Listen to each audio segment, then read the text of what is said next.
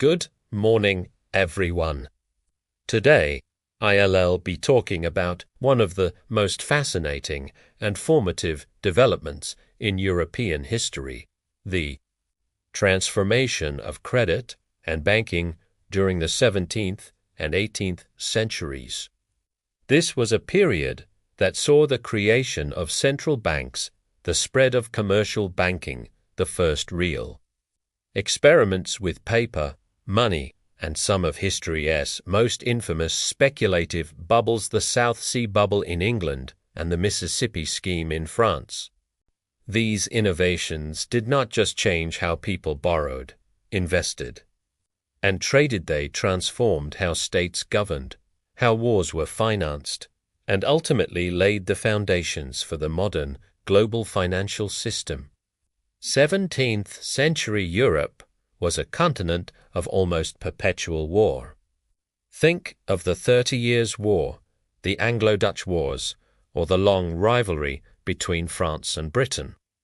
Armies were growing larger, navies more complex, and war costs skyrocketed.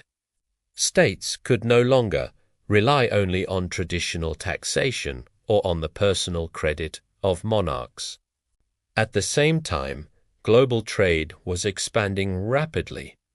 The Dutch East India Company, the English East India Company, and others were building far-flung commercial empires that required new financial tools, joint stock investment, reliable banks, and mechanisms for transferring large sums across borders. Out of these twin pressure, state finance and international commerce emerged the financial revolution of the 17th and 18th centuries. The idea of a central bank, an institution empowered to manage state finances, issue reliable notes, and stabilize the currency, was pioneered in this period. The first significant example was the Bank of Amsterdam, founded in 1609. At the time, European coins varied wildly in quality, often clipped, worn, or debased. The Dutch, with their booming trade, needed a stable currency. The Bank of Amsterdam accepted deposits of coin, weighed them, and credited merchants with bank money of stable value. This bank money quickly became the preferred medium for large-scale trade, trusted across Europe. Although it did not lend extensively at first, its reputation for reliability gave it immense influence. More famous still was the Bank of England, founded in 1694.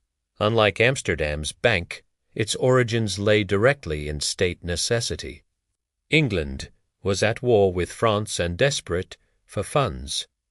The Bank of England thus became both a lender to the state and a note-issuing bank. Its notes, backed by government debt, circulated widely and became a cornerstone of Britain's financial system. Over time, it evolved into a lender of last resort, stabilizing crises and anchoring public credit. The success of these banks demonstrated the importance of institutional trust and state backing in credit systems. They also showed how finance and government were becoming inseparable. While central banks attracted the headlines, commercial banking also expanded. Building on earlier financial institutions of the Italian peninsula, such as the Peruzzi and Bardi, the Dutch Republic expanded and pioneered many practices of modern finance: acceptance credit, bills of exchange, and merchant banking. Amsterdam became the financial capital of Europe in the 17th century, where merchants from Spain, England, and even the Ottoman Empire did business. By the 18th century, London increasingly challenged Amsterdam's dominance. British commercial banks developed networks of branch offices and specialized in short-term lending, supporting both trade and industry.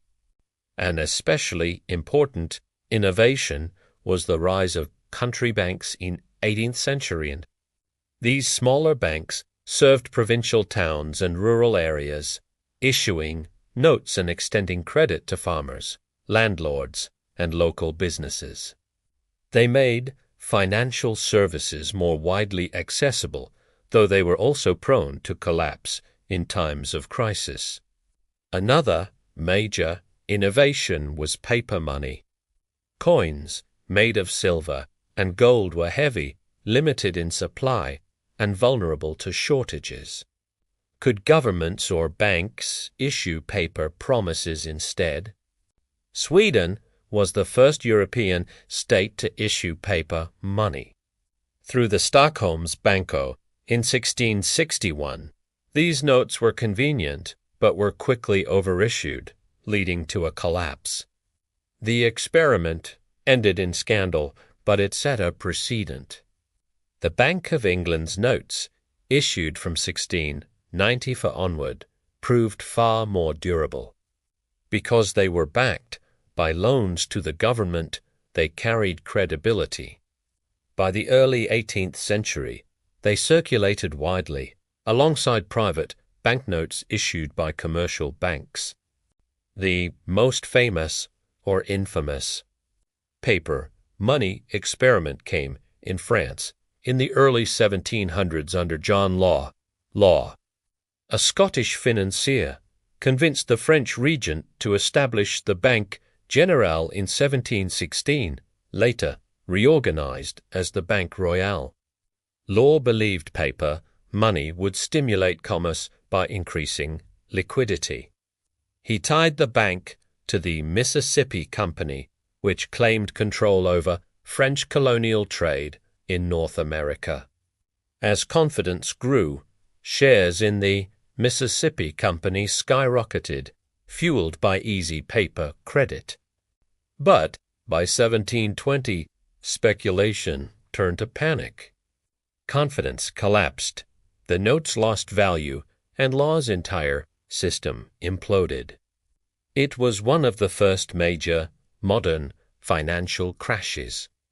That brings us naturally to the famous speculative bubbles of the 18th century, the Mississippi bubble in France and the South Sea bubble in Britain. As I just outlined, John Law's Mississippi Company was at the center of this episode. Investors believed they were buying into immense wealth from French Louisiana.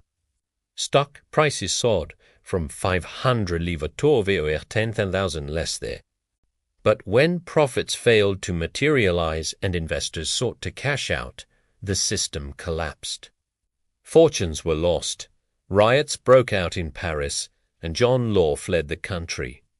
The crash left the French public deeply distrustful of paper money and large-scale banking for generations. At the same time across the Channel, Britain experienced its own spectacular bubble. The South Sea Company was created in 1711, originally to manage part of the national debt. In 1720, it offered to assume even more of the government's debt in exchange for shares. Investors rushed in, convinced the company had vast prospects in South American trade. Stock prices soared from £100 to over £1,000 within months.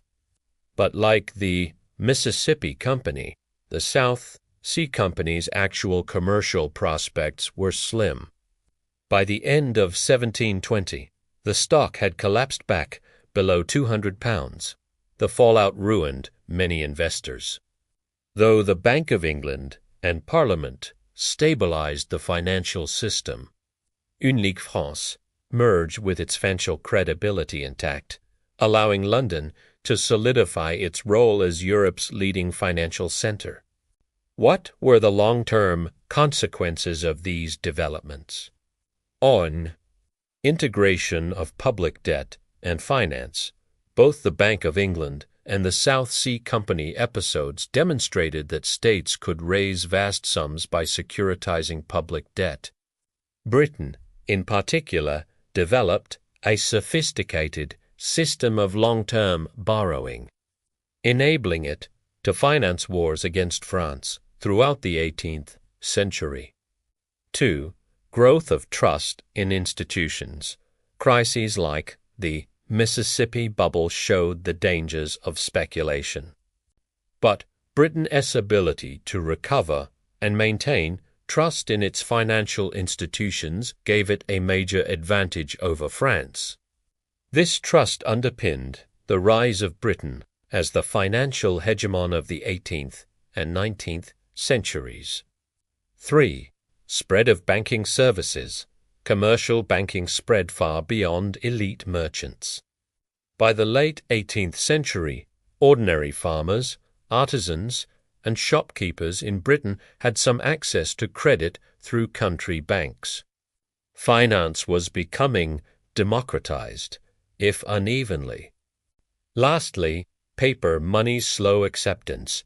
Although France's experiment left scars, paper money did not disappear. Instead, it became gradually normalized, especially in Britain and its colonies. The idea that money could be backed by trust in institutions rather than by metal was revolutionary. To sum up, the 17th and 18th centuries were a time of extraordinary financial innovation in Western Europe. Central banks like the Bank of Amsterdam and Bank of England created stability and state credit. Commercial banks expanded access to credit for trade and industry.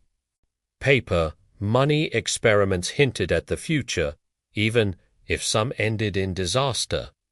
And the spectacular bubbles of 1720 demonstrated both the promise and peril of financial markets. These changes transformed not just economies, but politics and society.